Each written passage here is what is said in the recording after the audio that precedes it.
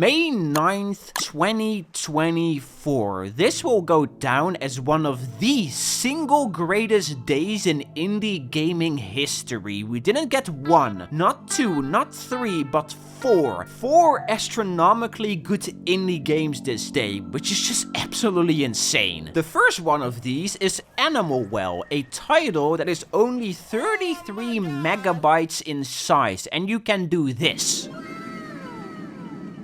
Good game. It should be noted that one of the reasons why this game got really successful is because of its publisher, Big Mode, which is founded and owned by Video Game Donkey, a YouTube game critic that is pretty well known for giving relentless criticism and sometimes to the point that it comes over as harsh and really cheap. So after a decade of reviewing and critiquing games, this guy said, fine, I'll publish a good game myself, and ended up publishing the second highest rated game of 2024. Like, I don't know how much on the nose you want me to get, but that's pretty goddamn impressive. He didn't make the game, okay, but still, like, come on. So Animal Well is a game about secrets. You're a little brown potato thingy exploring a big seamless Metroidvania styled world filled with hidden hooks and crannies, cute little puzzles and animals. A lot of funny animals. There are doggies, ghost doggies, otters, chameleons, cyber is in this game, bunnies, there is a snake, bouncy mice, doves you have to platform on, there is Australian representation,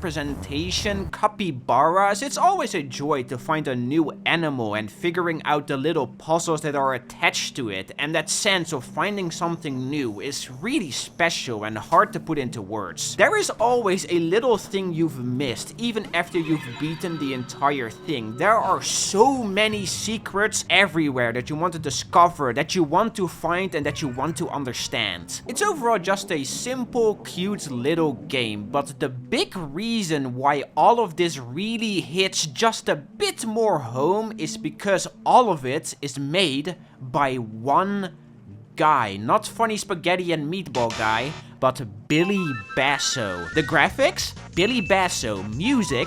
Billy Basso. Game design, world design, character design, UI design? Billy Basso. Even the code the game lays on, the entire engine? Billy Basso.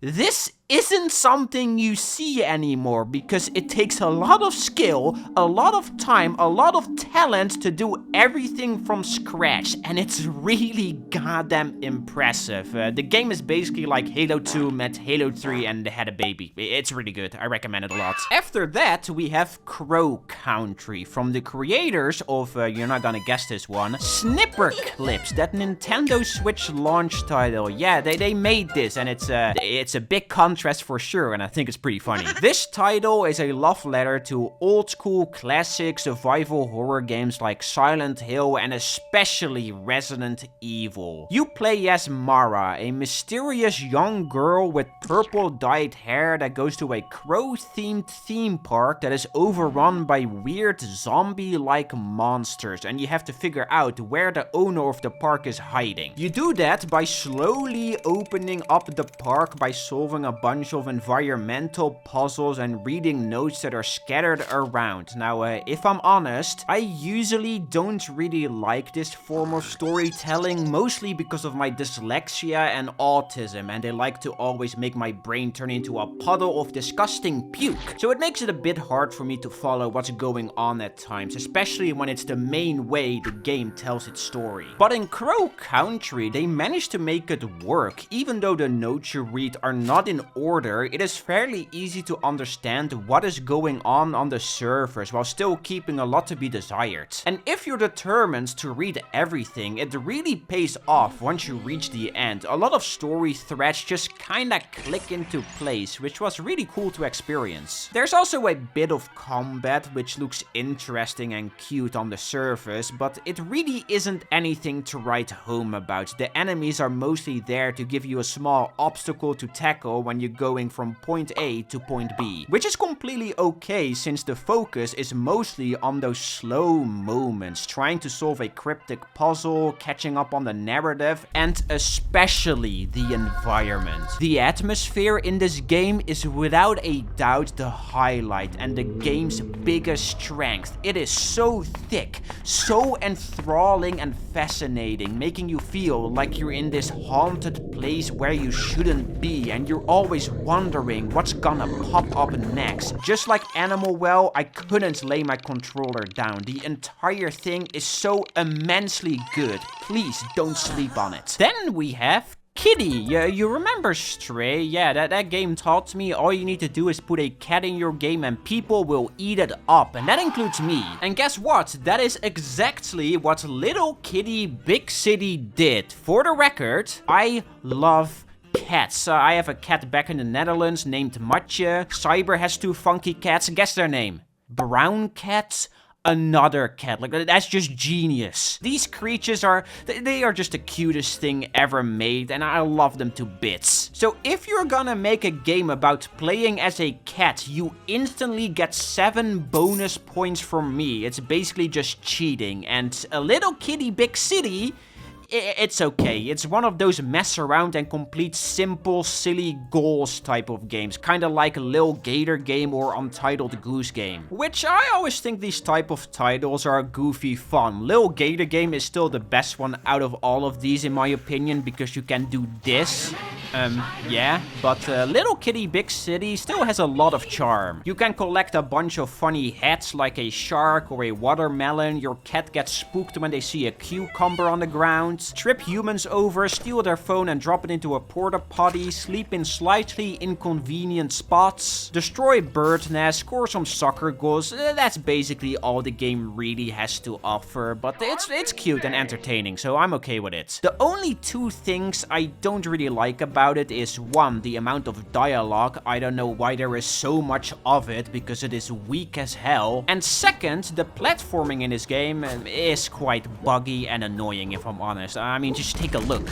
I have like 10 minutes of footage of this. This is my least favorite title out of the 4 I'm talking about in this video, but you can't go wrong with a kitty game. It's solid fun. What do you think, Brown Cat? Exactly, he's spitting. Which brings us to the final and strangest game of this video. Cryptmaster. And the best way to show this title off is by showcasing that you can type shit and then your character takes a dump.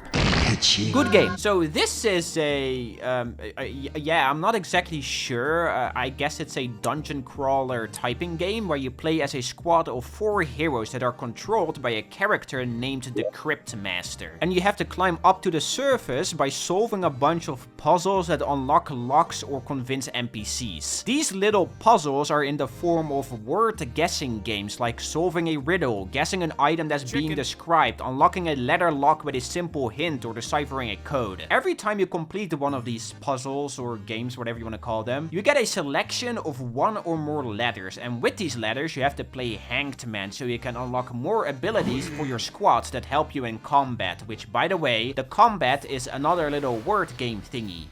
Yay! Again, it is just a bunch of word guessing games smushed together in a little medieval fantasy adventure. It's a really weird title that is also fairly flawed in its design. Combat is rusty, movement is very limited, sometimes you get stuck on a stupid riddle for 15+ minutes because it's too cryptic. The narrative is okay at best, there is this dumb card game that I hate, your combat abilities are scattered in 4 of these bumble hell menus and it's hard to remember what each move does because it's really poorly presented. But word guessing games are fun to solve, and there's a certain charm to all of this. At least it's a game that tries to take some sort of risk. It tries to do something new, and it somewhat succeeds in this, which we should celebrate. One other thing that is really impressive about Cryptmaster, though, is the amount of response dialogue. There is so much of it. You can type something as brain rotten as Riz,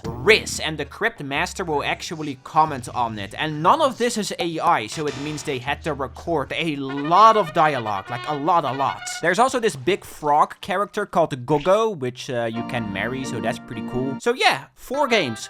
4 good-ass games that all released on the exact same day. And that's not even mentioning everything that has released so far in 2024. From Shipwreck 64 to Yellow Taxi Goes Vroom. From Mullet Magic to Another Crab's Treasure. Kanito Pets, Pacific Drive, Skur Ritual, Rusty's Retirement. I've said this before, but we are currently in a golden age of indie games, so you better don't take it for granted. Also, meanwhile, Ubisoft is charging $130 for their slop, Xbox closed down one of their best studios, Sony is delisting their PC ports in over 70 countries, Valve has a huge cheating problem in almost every online game they have, and Nintendo is being a petty little goblin.